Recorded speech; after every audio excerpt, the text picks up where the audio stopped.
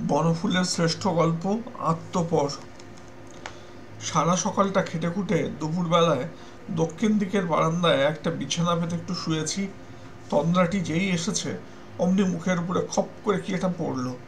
তাড়াতাড়ি উঠে দেখি একটা কদাকার কুৎসিত পাখির ছানা। লোম নেই, ডানা নেই, কিম্ভূত কিমাকার। রাগে ও ঘৃণায় সেটাকে উঠোনে ছুঁড়ে ফেলে দিলাম। কাছেই একটা বিড়াল যেন অপেক্ষা করছিল, টপ করে মুখে করে নিয়ে গেল। শালিক পাখিদের আর্তনাদ শোনা যেতে লাগলো। আমি এপাশ ওপাশ করে আবার ঘুমিয়ে পড়লাম। তারপর 4-5 বছর কেটে গেছে।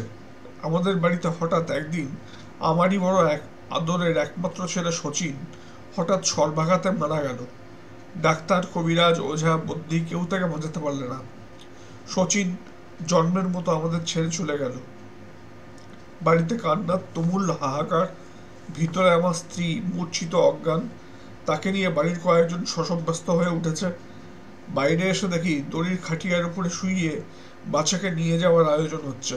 তখন বহুদিন পরে, কেন জানি না, সেই পাখির ছানাটার কথা মনে পড়ে গেল। সেই 4-5 বছর আগে নিস্তব্ধ দুপুরে বেড়ালের মুখে সেই অসহায় পাখির ছানাটি, আর তার চারিদিকে পক্ষীমাতাদের আর্ত হাহাকার। হঠাৎ যেন একটা অজানা ইঙ্গিতে শিউরে উঠলাম।